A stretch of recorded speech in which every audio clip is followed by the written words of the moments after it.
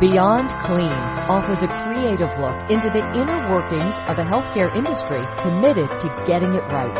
Every instrument, every time. Join us every week as we explore the hidden world of one of the most important aspects of safe surgical care. And now your hosts, Hank Balch and Justin Poulin. This week on Beyond Clean, we speak with Alison Sonstelie, Supply Chain Manager with Sanford Fargo Medical Center at Sanford Health.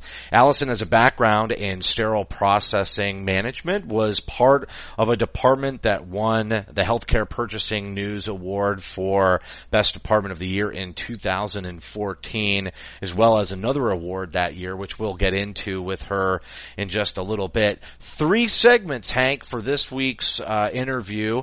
It's initially kind of talking about Alison's career path, why she got into sterile processing. From there, we'll move into talking about that CS Department of the Year award and some of the things. What did it look like before? What did it look like after? Some of the initiatives.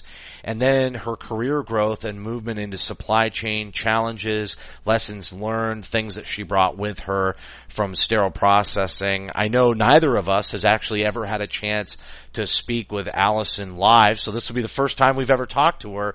But I know you've networked with her quite a bit online and with LinkedIn, and she's been really very, very interesting person to network with.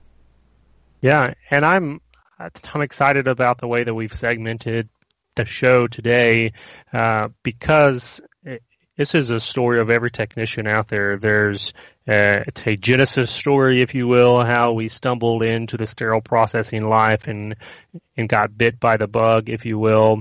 And then along the way, hopefully there's a story about success. It doesn't always rise to the level of a national award, but there is recognition to be had in your own facility with just growth as a professional. But then, as we'll close out today, talking about what career growth looks like, and it doesn't always have to be only in the sterile processing universe. We can we'll talk to Alison today about what that looks like on the supply side.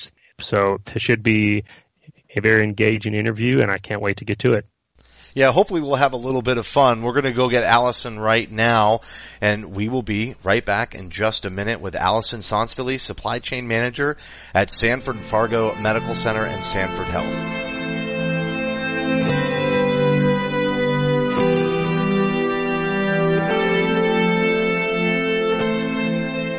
Alison, thanks a lot for coming on to the show with us this week. Yeah, thanks for having me. As you may know, we kind of do the show in 3 different segments, and this first segment we really wanted to talk to you, kind of let the listeners get to know you a little bit and some about your career path. And really, I think we'll start with giving us a general sense of what drew you to healthcare and then into the sterile processing profession in particular. Okay, well, my story starts, it's not like any sort of exciting adventure story where I figure out that I love healthcare, but so when I graduated from college, that was right when Obamacare had gotten passed, and it was really difficult to find full-time employment because, if you were a part-time employee, you didn't have to have benefits offered to you and whatnot. So my best option was to look at, working in the hospital somewhere. So I actually applied to every position on the website for Sanford. I had 3 different interviews. On one of them, they actually took me into the morgue, which wasn't, yeah. So it was kind of crazy. They were bragging to me about the new power bone saw that they'd gotten that year, and I was like, "Oh, great, yeah, Nice." So, so it was kind of crazy. And then my last interview was actually with the Sterile Processing Department, and I was offered a job working PMs, and started doing it. And actually, the first 2 weeks, it was basically just putting supplies away from returns from cases, and I was like, oh man, I don't know if I can, I don't know if I can keep doing this. But after that, it kind of started to grow on me, and I found a lot of things that I really loved about the job. So that kind of kept me going, and it made me more interested in everything that goes on in the hospital, and because it's kind of like those departments, the service departments, are like the little elves under the stairs that kind of just take care of everything. And if you're just a patient or a visitor at the hospital, you don't really get to see that. So it was kind of cool to get to see kind of the background of the hospital. And, there's just a lot that I really loved about it. So little did you know, Alison, that after seeing that bone saw in the morgue, you would end up processing saws, maybe not for the morgue, but definitely for the OR. So, right. Yeah, I wanted to touch on the speed of career growth that you experience, particularly in sterile processing. So you said you graduated college, and then we're looking to step into healthcare, but then you get a position in sterile processing, and to kind of talk us through what your career progression looked like in SPD, and just what motivated you to push so quickly. Yeah, for sure. So I started out as a Tech 1. So our facility had a really detailed tech progression plan. So there were like 4 different tech levels, 1, 2, 3, 4. There were different support roles like instrument specialists. There were several different supervisor roles. So when you start and you interview and you're hired, it's kind of all laid out for you. Like, here's all your options should you choose to stay and you want to advance. Here's the choices for you. So that was a huge motivating factor, and it made me really engaged to everything that was going on because, I thought, okay, if I stay and I do this, get certified, then I can move on to the next step and then see what happens after that. We also, we always have projects going on, and I always either asked to be a part of projects that were happening or I just kind of found things that I thought needed to be done and probably made a lot of people really crazy in the process of doing that. But I remember one time, the backup instruments, I asked our instrument specialist, is like, hey, I noticed a lot of these look like they need repair. So I went through the whole wall of instruments and came back with 3 buckets of needle holders that needed to go back, and she was just like, oh. Nice. There's a lot of work that you gave for me. But, it was, I found a lot of things that, I wanted to be a part of improving the department, and I really wanted to take ownership of a lot of things that were going on. So, just wanting to be part of it actually helped me advance and grow. And, my director, Susan, she saw those qualities. And I'm sure, now that I'm in a leadership role, I appreciate those people that have ideas and bring them forward and, want to improve the department and really buy into everything. So I think that really helped me to advance, was just my eagerness to participate in things. No, that's a great story, and that's actually when I talk to my technicians, especially the brand new ones coming aboard, and try to lay out, as you said, the plan for growth and what it looks like. Oftentimes there's experience requirements, so we build in certification requirements as well to grow, but the one thing that you can't really put on paper is that eagerness perspective that you talked about, just coming in every day regardless of your title and having eyes for improvement. If it's little, like those needle holders on the backup wall, or perhaps something big like a whole process that needs to be changed. But you're right, as a leader looking out into the department, those people stand out very, very quickly, especially if it's not a one-off, okay, they had a good day, they wanted to do something, but if this is who you are, on your personality. So that makes a lot of sense, and hopefully our technicians, listening to this podcast can take that away to their own facilities, because there is never an end to things to fix, improve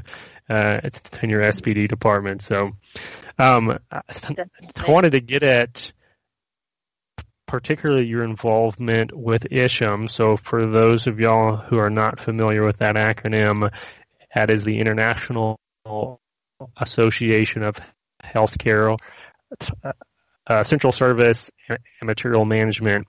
Why is ISHM important to you, and how has it impacted your career? Well, first of all, since I moved over to supply chain, I now like to say that I put the in ISHM. I was going to bring that up. That's a great point. That's classic.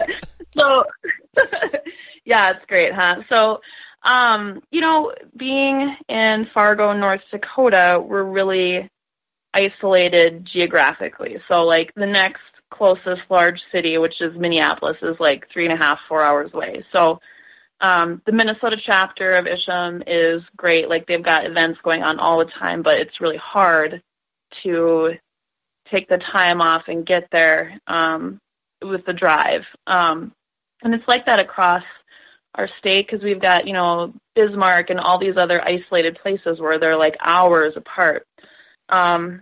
And we did start a chapter in North Dakota, and we're having our first meeting this fall. So there's a lot of people across the state that are excited, that we've got something going on and they can participate in too. So, but I really, we weren't all that involved in ISHM, and I wasn't really involved in ISHM until, we won the HPN award in 2014, and then we also that same year won the ISHM Confidence Builder Award. So I got chosen to go and accept those on behalf of our department, and that was really my first experience with all of it. So it was great. I got to spend some time with Dave Ingwall from Bellamed, and he was so kind, and he introduced me to a lot of like the who's who people and helped me make some connections.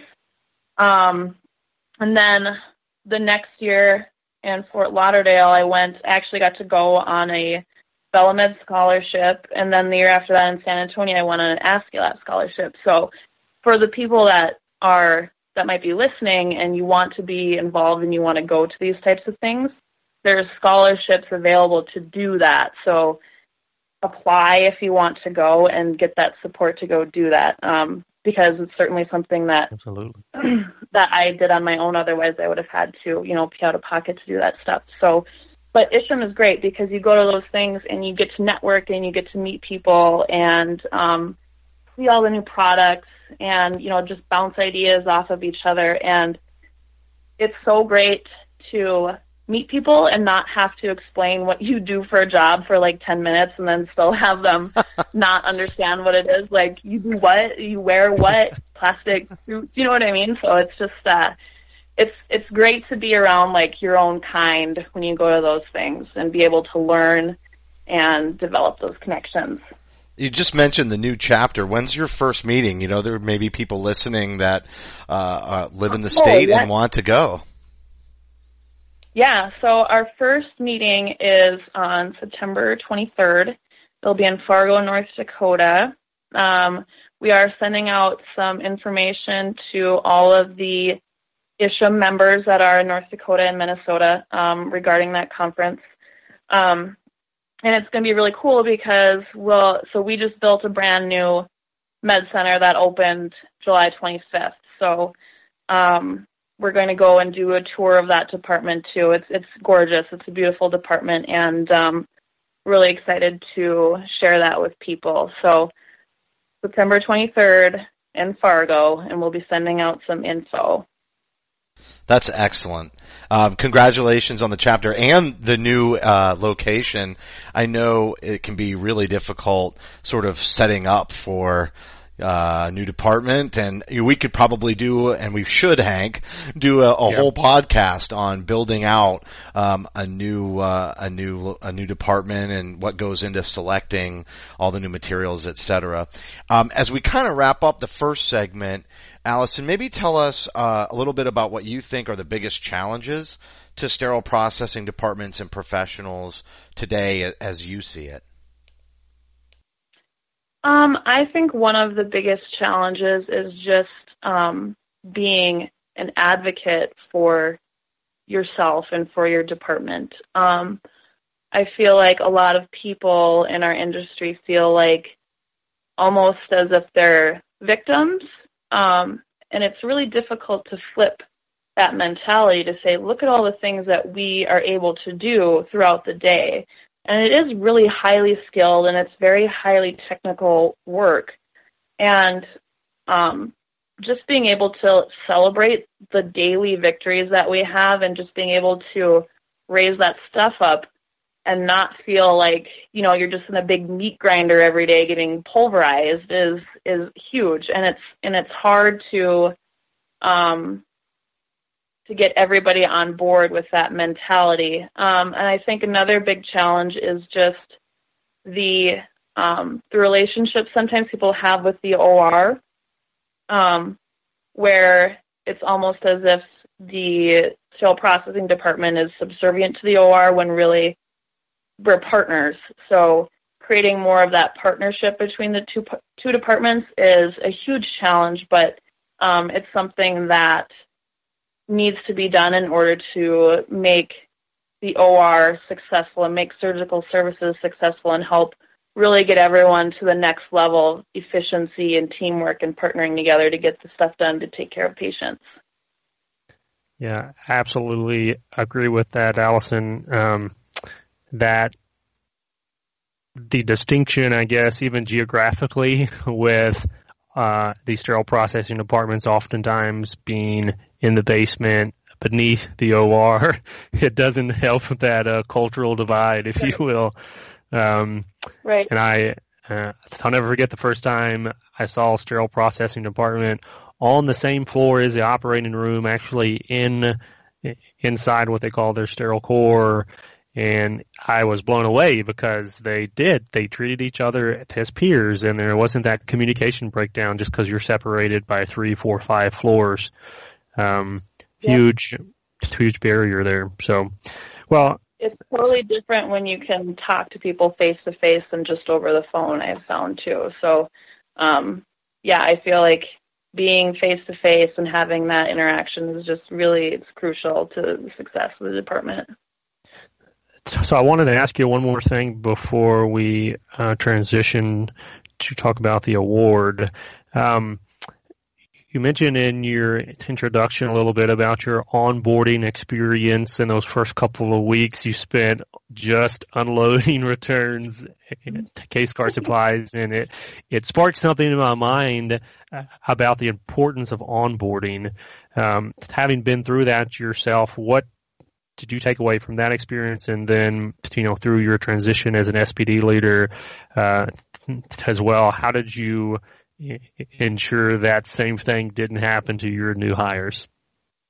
Right. I think so there's a couple things. So when you start, it's really nice to have your plan laid out for you, like not so much the career progression plan, but here's how we're going to train you. It's going to take, 6 months. The first month we're going to spend doing case picking or decontam or whatever, and this is who's going to train you, and these are the things you're going to learn. So having like an education person or a supervisor or some sort of kind of support person that can really take that role on for onboarding people and making sure people come into the department and they feel welcomed and appreciated and prepared to be successful is huge.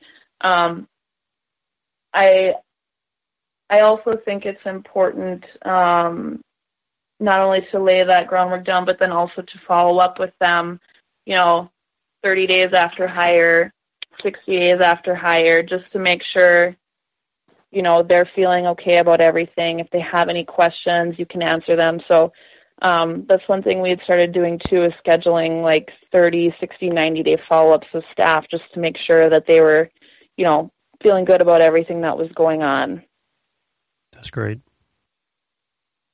Yeah, that's perfect. I think that communication, you just really described two ways to communicate, not only with the OR, but with your new hires to set everybody up for success, Allison. That wraps segment number 1.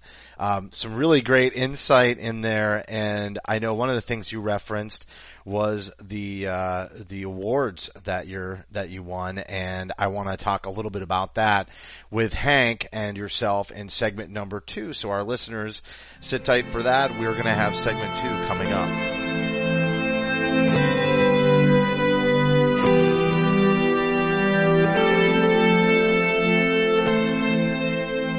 All right, now we're back for segment number 2 here on Beyond Clean with Alison Sonstelie. I want to ask you a little bit about these awards because I was aware of the CSSPD Department of the Year award that's given out by Healthcare Purchasing News.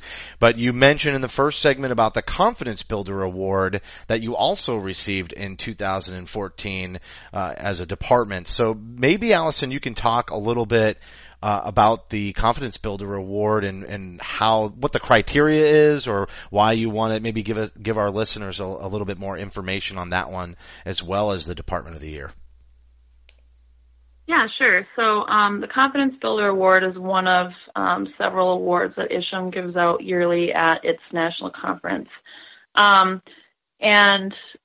it's more about, the empowerment of your technicians and your staff. And as I mentioned before, we've got pretty good engagement with our progression plan and opportunities for people to advance.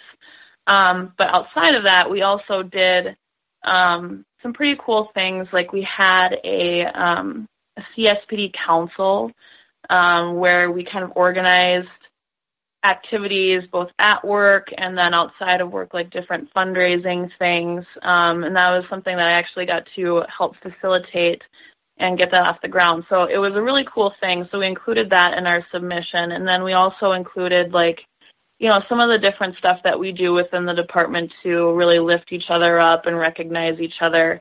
And so we ended up winning. But there's several different awards that ISHM does give out every year, like Manager of the Year, Technician of the Year, things like that. It was kind of like we got a little double whammy back in 2014 with that one and with the Department of the Year. So it was a pretty good year for us as far as that goes. But so it was just cool to bring that back to the staff and say, look, we are doing some really cool things here, and you guys are getting recognized for it. So it was nice. That's fantastic, and you're right. Having laboring on the front lines day after day under deadlines and add-ons and turnarounds, it is great to be able to take a step back and say, someone notices what we're doing, and they notice that we're doing it well. That's just such a great feeling. Obviously, you don't need a national award to do that, but when you get that opportunity, it's just a huge boost for the facility, for your community and region, obviously, but definitely for the team there. So that's a great story. I want to focus in a little bit on the Healthcare Purchasing News Award. So to my knowledge, that is the only industry award specifically for department. So there's awards out there, specifically for the best department, if you will, in a country. There's awards out there for leaders. There's more specific awards maybe for decontaminator of the year, confidence builder, as you explained there. But what I love about the HPN award is it is a snapshot in time of a 12-month hyperactivity for improvement and growth in a particular department. And having been through that myself at a facility in Kentucky, I know the years building up to that, there's a lot of activity. So it's not just the year that you win that matters. So I thought that it would be beneficial for our listeners maybe to hear from you. What did those pre-award years look like? What were some of the challenges that you were confronting as a department in the build-up to that magical 2014 year? For sure.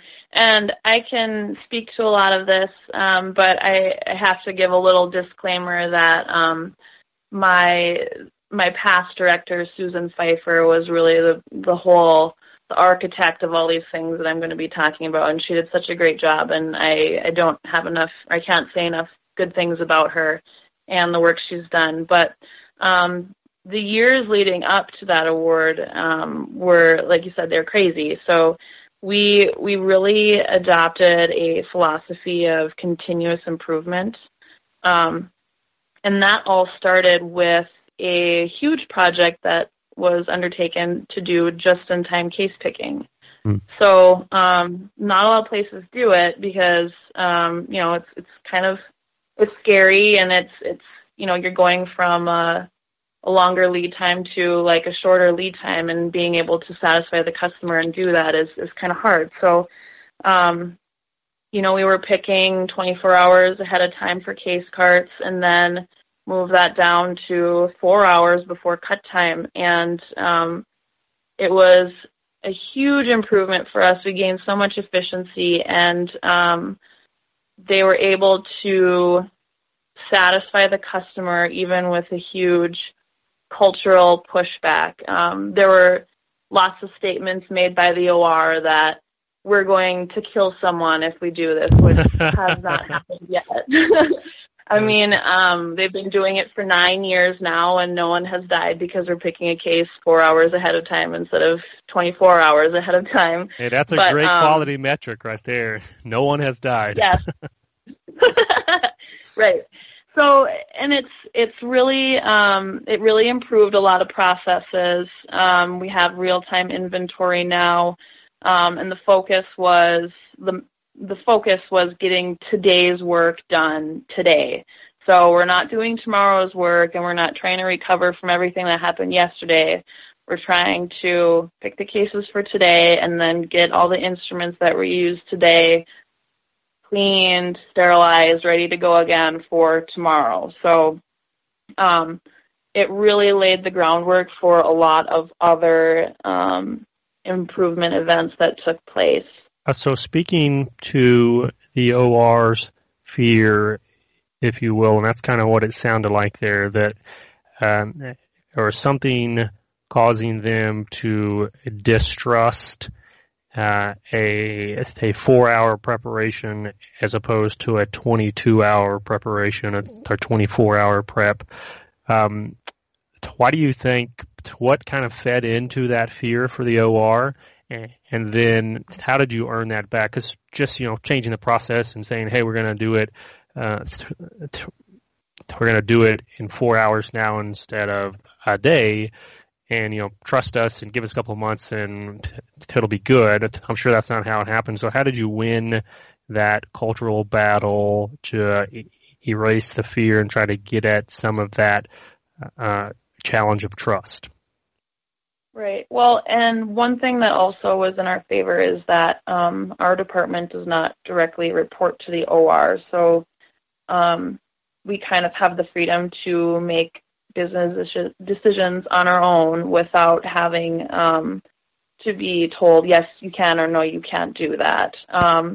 So that in itself is huge. But I think, we did a lot of time studies, and, we knew how long it took to pick cases. We knew what kind of inventory levels we had on hand. And we were able to say, we know it takes this long to get this ready, and we will hit this mark. And so what we did was we also captured all those metrics afterwards of, yes, it does take this long. 95% of your cases are ready and complete 3 hours before cut time. We always have instances where there's something that's still in the sterilizer or, little things that happen along the way. But it was actually more reliable than the 24-hour lead time because if you think about it, you pick a case and it's missing things that are either being assembled or in the sterilizer, and then someone has to go and add it and then record that they added it, and maybe it's still missing something else. You're moving the case cart from here to there all over the place in over an 18-hour period. So it really needs to be babysat, and we didn't have that anymore. So one person was handling it. They could make sure everything was complete, and the OR ended up getting a better product from us, and it was more reliable. So we were able to prove that by capturing those times and how complete the cases were, and they were actually satisfied with the result. And we like to get really crazy with when we implement things too. So when we implemented it, it was in November. So, it's busy. We wanted to do it when it was busy, because if it works when it's busy, it'll work when it's slow. And we kind of do that same approach with other projects that we do too, where a lot of people want to do a pilot. So we'll just do one specialty or one unit, but we like to just pull the pin and do really good planning and then just implement house-wide when we do stuff. So, and we're able to show the results by keeping good metrics.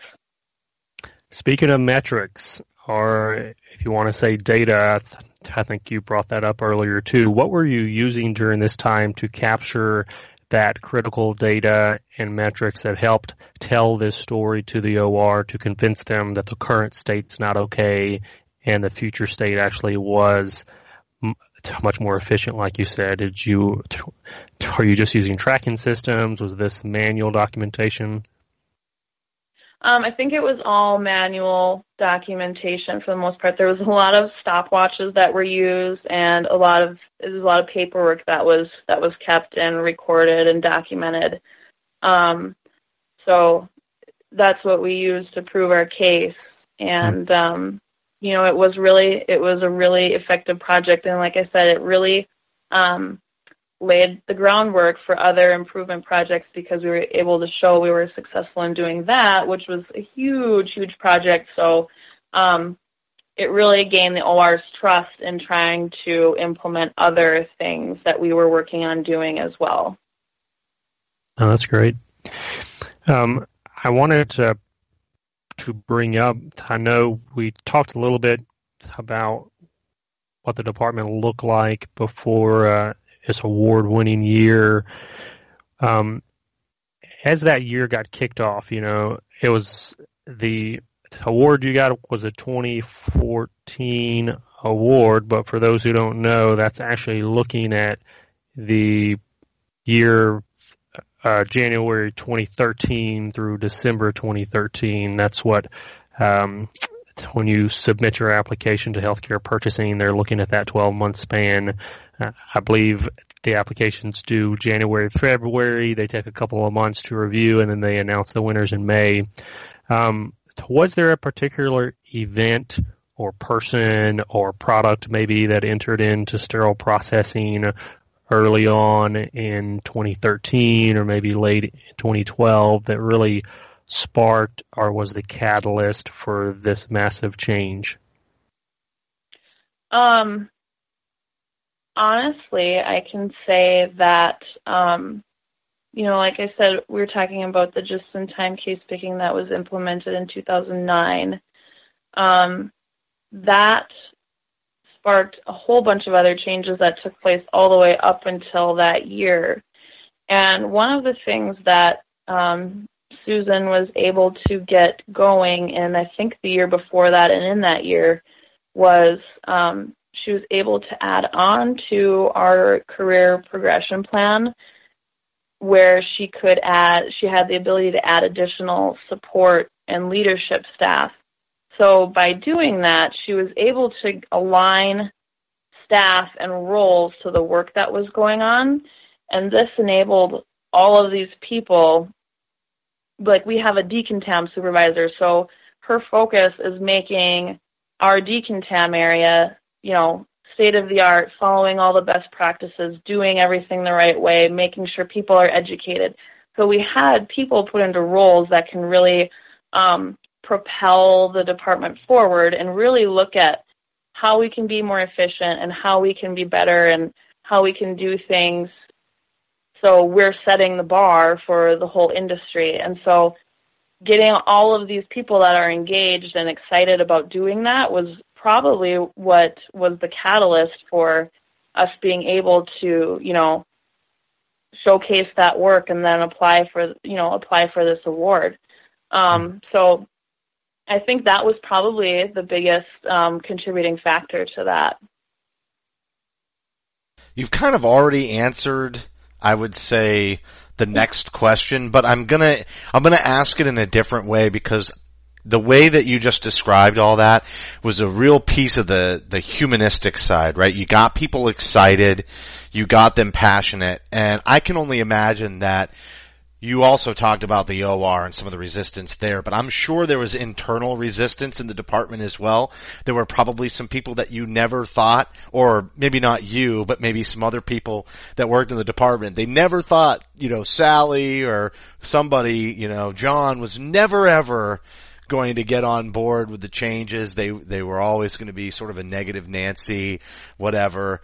I wanted to kind of throw this back at you. What were some of the biggest wins that your team had in that year that led to the award? So you've talked a lot about those improvements and the wins that you got getting objective data, but maybe give us a subjective story, somebody in the department who didn't see the vision that eventually came around. Is there a win sort of in that more human side that you can talk about?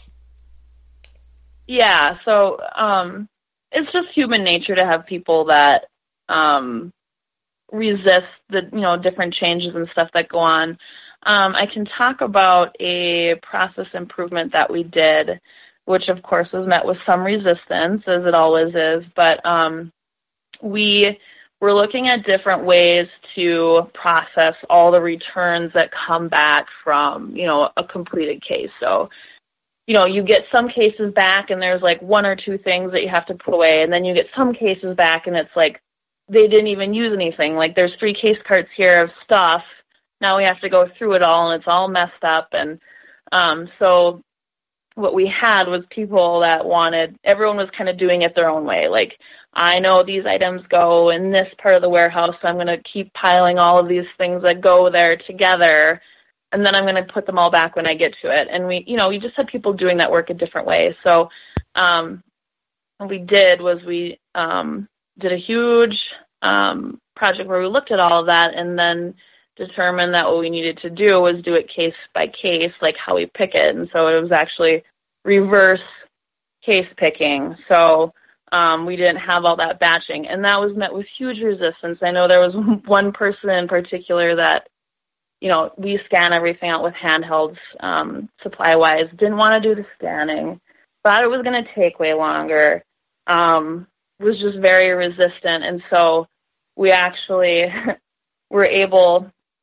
to show him, like with stopwatches and data, and say, look at this is how long it took to do all of these 2 weeks ago. And it was a huge dramatic decrease. And we were able to show him that, and he was shocked and like totally bought into it after that. So as long as, the data doesn't really lie in those situations. So it was really cool to be able to turn, change someone's mind by showing them information, having them do it. And, this is one of those classic, like, veterans that have been there forever, didn't like to change things. So it was a really cool thing. You spoke about data, and we've, in the very short life of this podcast, had a lot of conversations already about data and gathering data and using the systems, and you did it manually. It just really stresses the importance of providing objective data to help move people. What you did with that one technician is what many people, and I know we'll talk about this in segment number 3 regarding supply chain, but one of the ways to move physicians is a very, very similar strategy. Provide that data and then begin to benchmark and do some things that way to help move quality and efficiency forward in an organization. So just want to commend you for that, because I think that's the best way, is to literally do it and show somebody the impact so that they can see the results.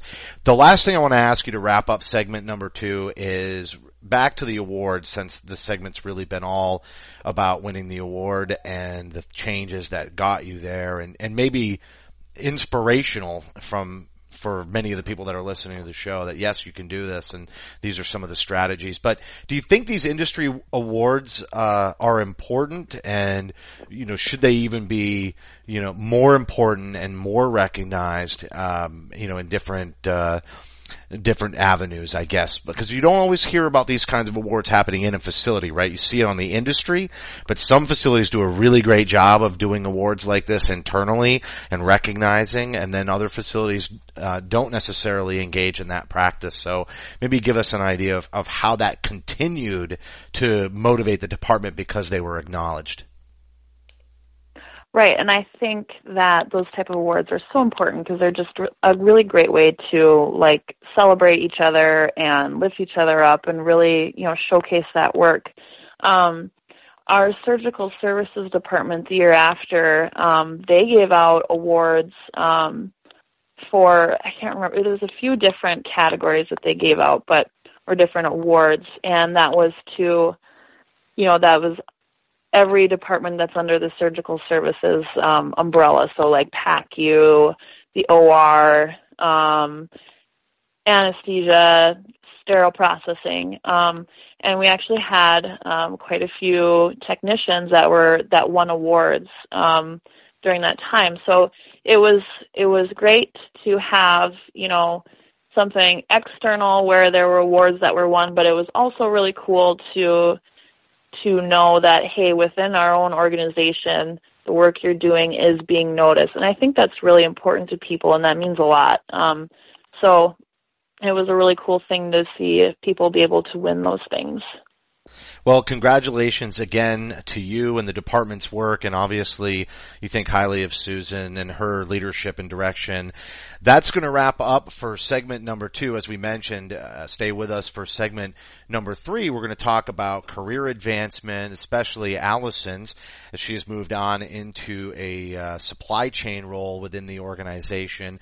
We've had some conversations on previous shows about moving into other roles in the hospital from sterile processing, targeting mostly infection control, but now we're going to get the supply chain side of the discussion. So stay with us, and we'll be back with Alison Sonstelie.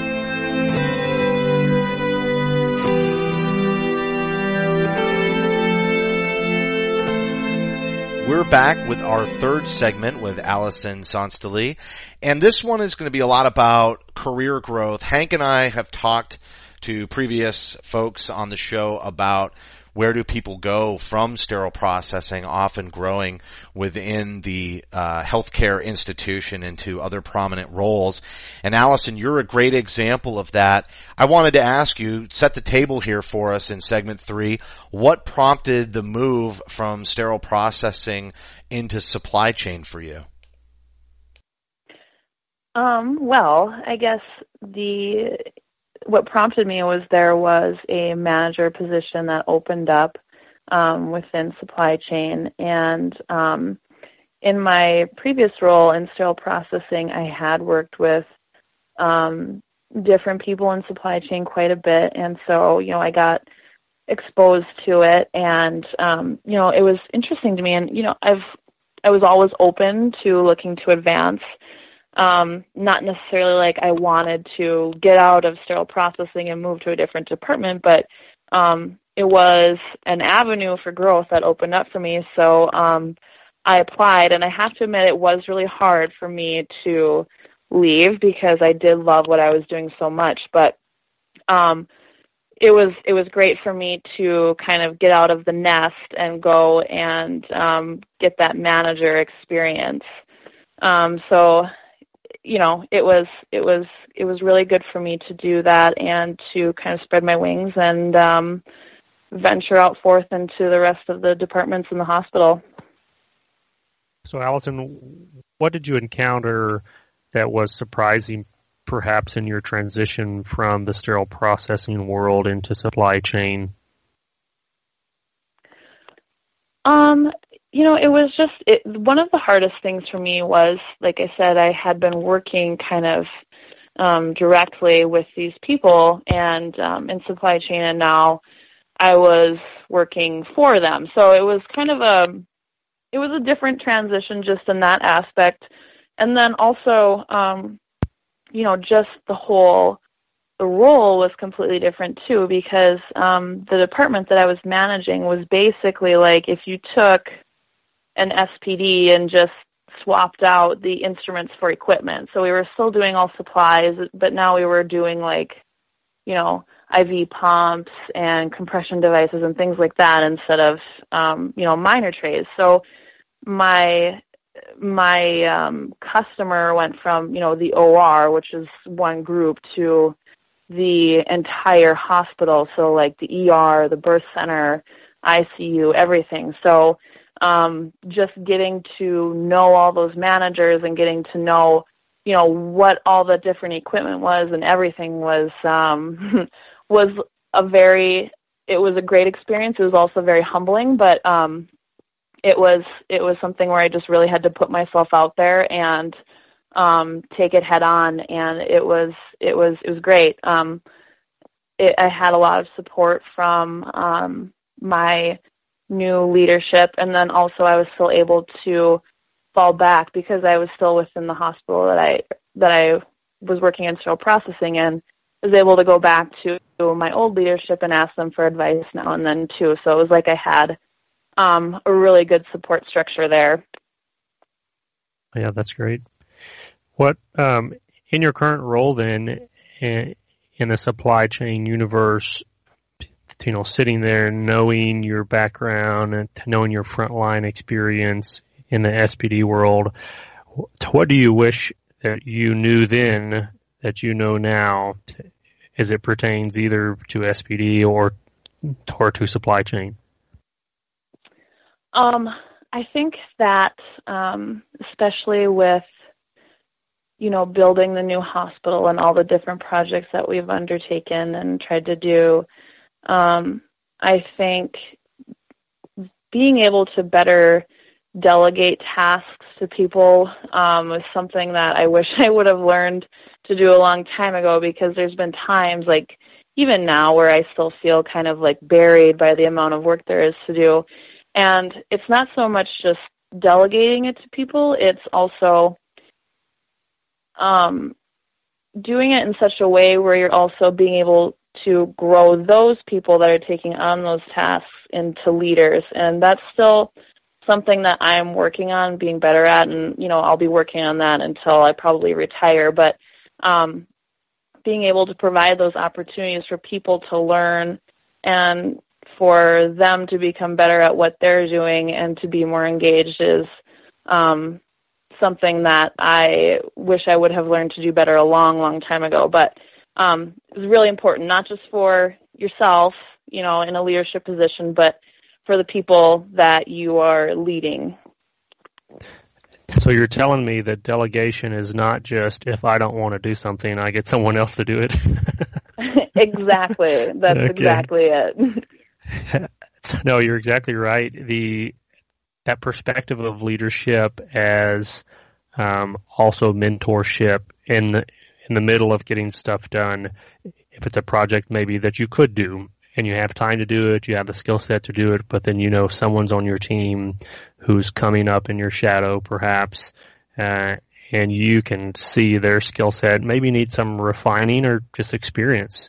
And intentionally setting that aside, taking it off your plate and putting it on theirs, of course, with the right direction and equipping, but so critical for growth and for cultivating a department and a team around you that, as one of my old leaders used to say, he wanted to be able to call in sick one day, not, call in sick, but if you called in sick, the house is not going to burn down because everybody else knows how to do those kinds of jobs and projects. And if you don't delegate, then you keep your team weak. So absolutely agree with that. As a supply chain leader, then, how has your SPD background equipped you maybe with a different perspective than some of your supply chain counterparts who have never seen the inside of sterile processing, or perhaps never had the OR as a direct customer?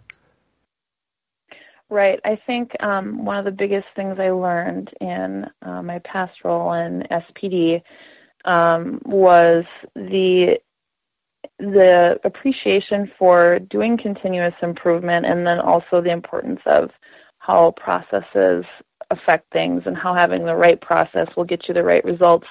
And I don't know if it's obviously not just something that's I learned from being in SPD, but that was something I learned in the SPD that I started in.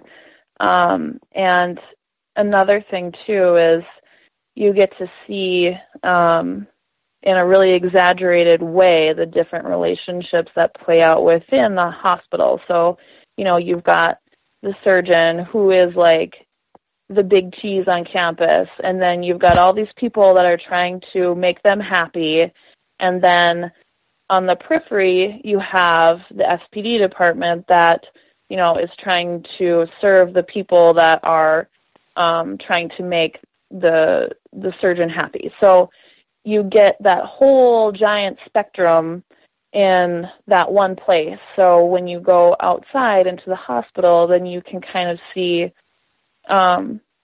it's not quite as exaggerated. There's still those different relationships, but you have an appreciation for them that you might not have had if you just started, somewhere else in the hospital. I want to throw out here for the surgeons who may be listening, even if Alison does not think that you're a big cheese, I think you're a big cheese. Just kidding.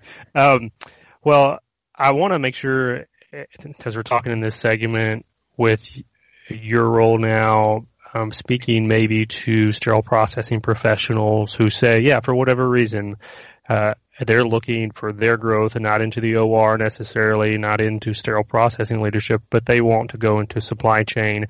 How would you encourage those frontline sterile processing professionals who want to get there to begin preparing themselves today to be competitive when those opportunities become available? Right. So one of the first things I would do is I would really I'd start to pay attention to, how are supplies getting in and out of your facility.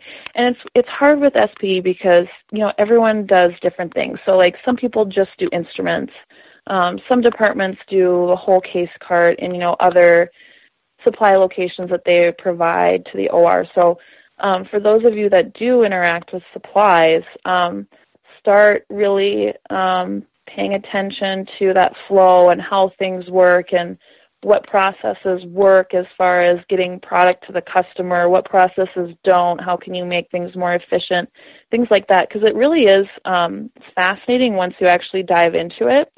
And when you think about it, cases can be just as easily delayed by a missing supply as they can by a missing instrument. So the role that these supplies play in these cases is really important, and being able to get them on site and be ready and available when they're needed and where they're needed is really important.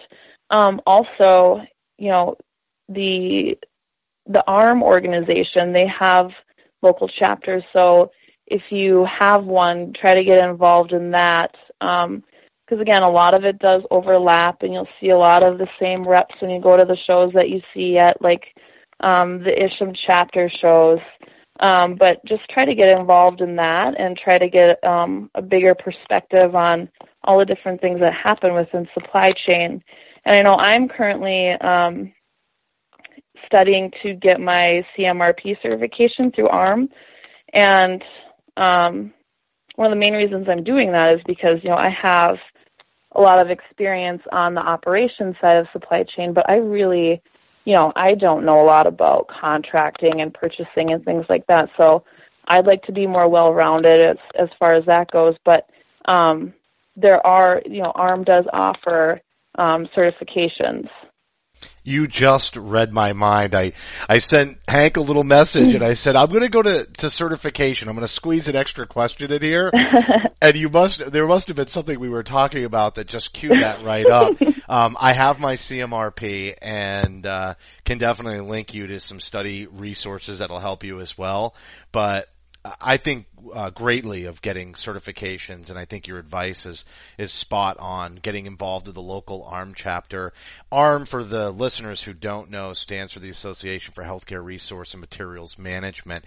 So when Alison said she put and this was in segment 1, when she put the in Isham, there is another it's just in ARM, and it's kind of been one of those funny things because materials managers really have gravitated more towards ARM, but both organizations have the materials management connection.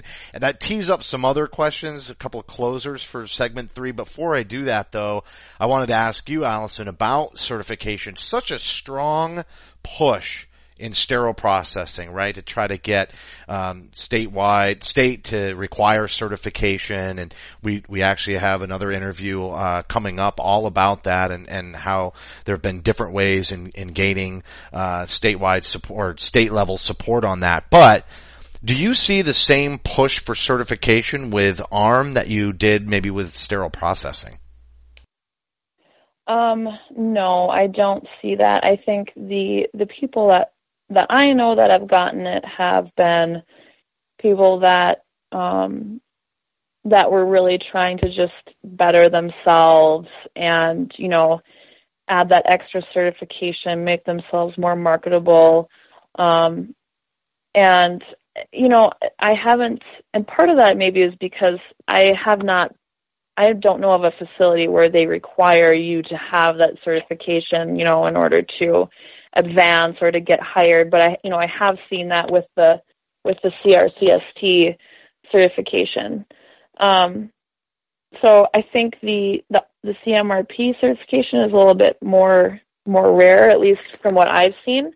But I still think it's important, and again, just to develop yourself and to make yourself more desirable to employers and make yourself more versatile. So it's certainly not something that my organization requires, but I'd like to do it just again so I can learn more about contracting and purchasing and find out things that I may not have been aware of, and just to advance myself. Yeah, I think that's really wise, and I come from a nursing background, moved into sales, but I obviously had a lot of clinical experience, and the reason I got involved with ARM was when I moved into that world of sales, I knew that I needed to be able to talk the supply chain language, and I needed to understand that, and the only way was to go and get involved, and it's very similar for you, coming from sterile processing, that clinical side, that more clinical approach, learning some of the other aspects. You will find on the CMRP exam that there is some questions about sterile processing that'll be easier for you than a lot of people who sit for that exam who never even touch sterile processing. And in that vein, you mentioned in the second segment that your department did not report to the OR, but we often see this bouncing of CS or SPD between materials management and the OR or surgical services in the hospital's organizational structure. And I wonder what your thought was, or what your thoughts are around that, especially with the increasing complexity of medical devices, because on the one hand, reporting to the OR does cause sort of this hierarchical structure that sometimes makes it hard for sterile processing to advocate for what they know and their specialty. And at the same time, sometimes reporting to supply chain winds up getting that clinical information sort of disconnected. So what are your thoughts on reporting structure and some of the challenges? Because I've always felt like sterile processing really should be almost the link between supply chain and the OR. Yeah, I totally agree with you. I feel like, that is something we encounter is we do have people, we talk to people, some of them do report up through supply chain, some report up through surgical services. In our organization, we had maybe, I think it was like 10, 15 years ago, the department that I manage now and SPD were actually together, and they reported up through supply chain. And we actually ended up splitting the department up into two different departments. And the SPD ended up reporting up through surgical services. And it's been really beneficial because you're right, you do get that clinical piece, and there is, I feel like there's a little bit more of a sense of urgency when it's with the OR than it is with supply chain, just because you have those different cultural things at play.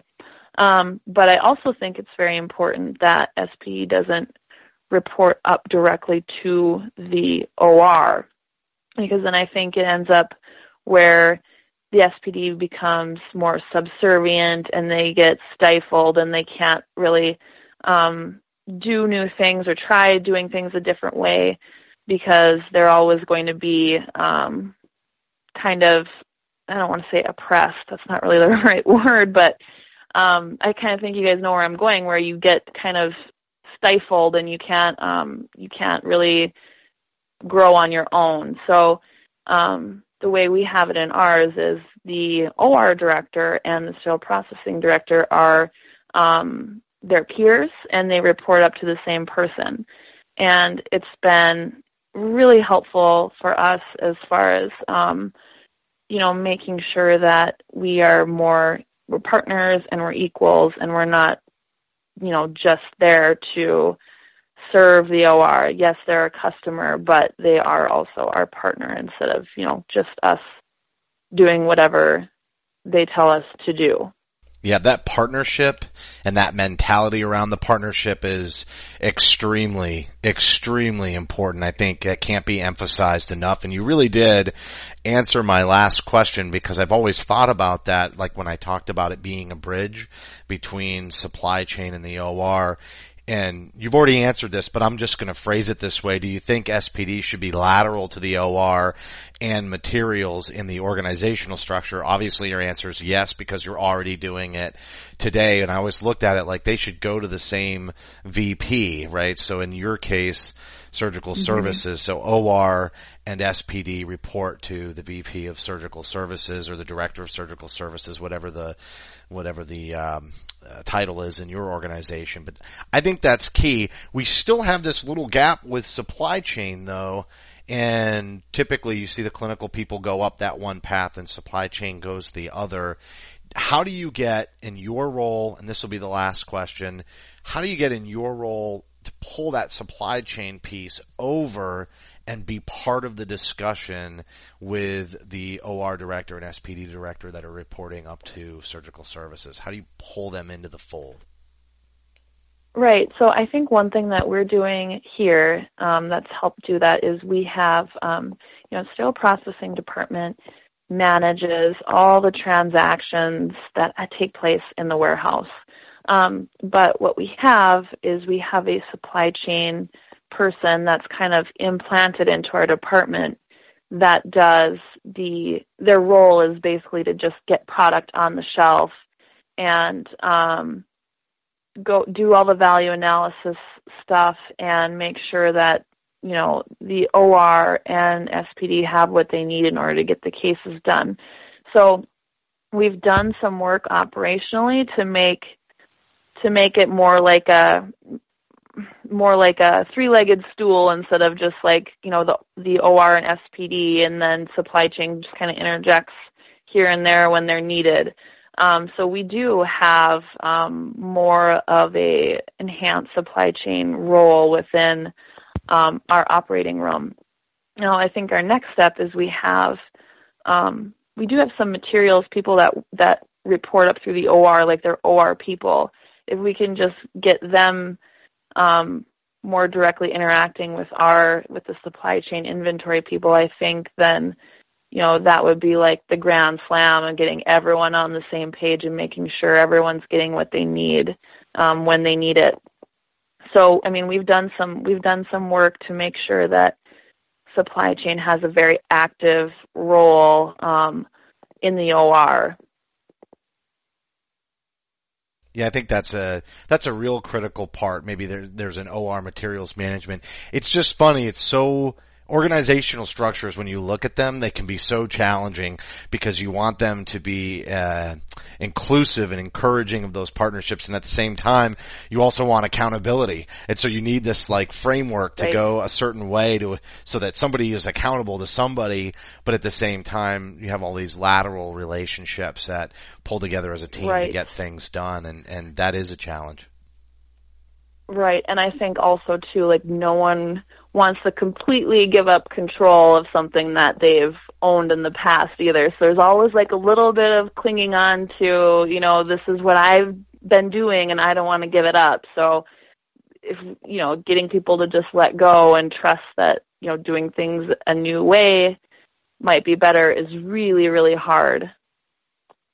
I couldn't agree more. Alison, this has been a fantastic interview, and I know we told you offline you did a great job, but you really did. I appreciate you giving us some time to talk with Hank and I, and I'll let Hank thank you as well. But we'll definitely look forward to having you on again in the future as you kind of grow in your supply chain role. I think having you on again to talk about maybe some success stories and working with these other departments. And one thing I can think of is, even though you're working more with equipment, I'm sure that you are discovering things in other departments that you weren't exposed to that relate very much to the infection control aspects of your role in sterile processing, that you're sort of noticing different practices in, so maybe more of the clinics and outlying areas that don't always engage so closely with sterile processing. So maybe we'll circle back with you again in the future on that kind of a topic. Yes, for sure. I work directly with infection control quite a bit in my role here. So, yeah. I want to jump in too, Alison, and just thank you, and I guess summarize from the short conversation that y'all had on the certification topic in ARM. It sounds like they need an advocate to be pressing for some mandatory certification, possibly. So if you needed anything else to focus on, there you go. Right. But no, thanks again. You did a terrific job, and I know a lot of our listeners are going to be able to walk away with some good ideas and points here for career growth. So thank you for your time. That's great. Thank you guys for having me. I really appreciate it. This week, speaking with Alison Sonstelie. Hank, she was great. And I know for the listeners that stayed with us for all three segments, we covered a wide variety of topics, mostly her career path in sterile processing, obviously the awards, SPD Department of the Year and the Confidence Builder Award, given in 2014 for the calendar year, or essentially 2013. And then finally, another person that we talked to about growing beyond sterile processing in their career, moving over to supply chain and talking about, I thought it most interestingly was the certification aspects of that, because I don't see as strong of a push in ARM and materials management as we have seen in sterile processing. So here's an instance where we are seeing sterile processing professionals really drive the train or drive the bus, or whatever you want to use there, towards certification, career advancement, growth, development. Nursing has a lot of continuing education units that have to be obtained just to manage licensure, but sterile processing has done a nice thing with the CRCST and continuing your education. So a lot of themes that overlap regardless of your role in a healthcare institution. Yeah, particularly regarding that certification question, I thought Alison had a great line in there on a surgical case can be delayed just as easily if you're missing a supply as it can if you're missing instrumentation. And so keeping that bind together with the clinical side between materials and clinical and understanding as you mentioned, the importance of continuing education in that, and as we talked about with her career growth and her career path up through sterile processing into the supply chain, having those credentials to differentiate yourself from the other competitive applicants out there is huge. So I totally agreed with her perspective on that, and as I threw out the challenge to her at the end, I think someone on the arm side and just on materials management should start leading that charge. And not to say that the answer is always regulate to require, but at the very least lead the charge for understanding of the importance of these credentials and why just having experience alone may not get you exposed to all the ideas and opportunities for improvement that are out there. So had a fantastic time with her, and as you mentioned, we're definitely going to have her back for additional topics. You know, another interesting thing for people that are either in management or any kind of leadership role, or maybe even not, maybe just a technician in the department, she really made a fantastic point. As people are working with supply chain, keep in mind some things that she shared with you, because it's always helpful to have some empathy and understand where somebody else is coming from. That was a great question that you developed for this interview, which was about her transition to supply chain and how smooth it was. Now, it was interesting to hear her say that it was almost a little difficult because she was used to working with supply chain and then she was working for.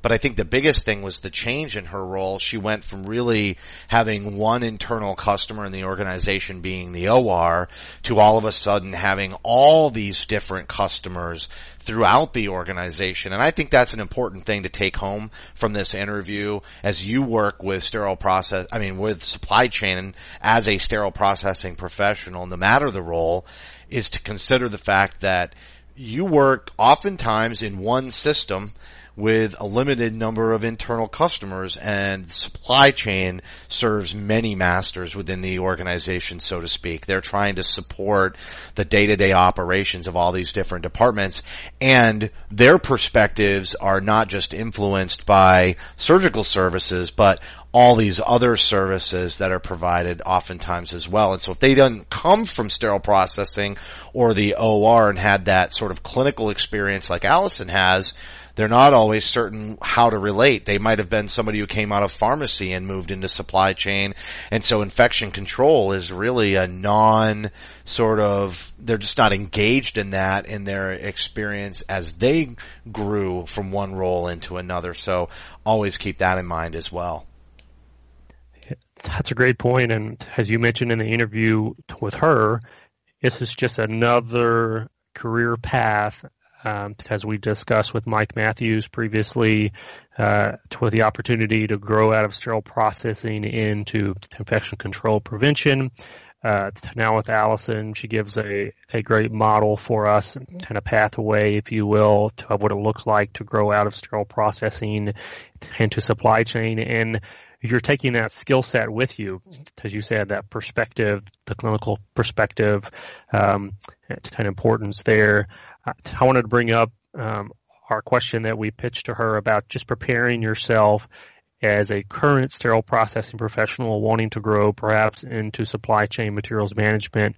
I know as a current sterile processing leader, it can be easy sometimes to rely on those experts over there to tell me what the contract says or to tell me how to deal with this purchasing challenge. If you can take it upon yourself today in your current role, whatever that is, frontline tech, supervisor, manager, director in sterile processing, but read that contract. See if you can get a hold of it and just read what it says and understand why, how small changes to that can drive a lot of cost savings for your department. And as a leader, if you can build that into your goals for the year to improve your repair contracts, for instance, that goes a long way in building a case for someone who's competent in your current role, even though you're not necessarily responsible for contracts. that you can handle them, you can read them, you can improve upon them, and then when you get that opportunity to throw your hat in the ring for something in supply chain, you're that much more prepared. So I was glad that she brought that up as well. Yeah, and even as we throw back to some earlier segments, I think a takeaway from segment number 1 was talking about how well the department she was in was organized, having 4 different levels of technician positions plus multiple supervisor and manager roles was a real clear professional growth plan and opportunity there, and the 30, 60, 90 follow-up after hire to make sure you've gotten the resources. And also from that segment, a reminder to everybody that if you do reside in North Dakota and you want to go to the new Isham chapter meeting, it'll be September 23rd in Fargo. From segment 2, I think the other thing that was really interesting, talking about how they won the Department of the Year award from HPN, there were a couple of takeaways in there, but mostly this conversation that will always be present, I think, in our interviews, but the way that they utilized data to help move people in the department or out of the department, helping present them with a case or justification that helps them move beyond their resistance to change. It's kind of a, if I can do it, you can do it, and here's the proof that we did it. That is so important when you're trying to do any or put in any kind of institutional change. Yeah, and not only did they do it, but they did it, in this case, manually. And so I hope that's an inspiration, for facilities out there who are behind the 8 ball, if you will, in terms of just access to technology. Maybe it's not in your budget this year to get an instrument tracking system or other kind of data metric gathering. But that doesn't mean that you can't improve and that you can't utilize a manual documentation system to build your case. Never get in the mindset of it's just a story and I just have to tell my story effectively with a lot of passion. Yeah, passion can get you in the door perhaps, but it's not going to get you what you want at the end of the meeting. That's where the data comes in, and if it's on a spreadsheet or if it's on a piece of paper, that you're tracking throughout the project, either way can tell the story, but you got to get it told from that perspective. So I was glad that she was able to talk us through that as well. Yeah, absolutely. That's going to do it for this week's show. As a reminder, you can support us by subscribing to Beyond Clean on iTunes and Stitcher. We'd certainly appreciate a rating and a review because your feedback is important to us. Thank you again for listening to this week's edition of Beyond Clean.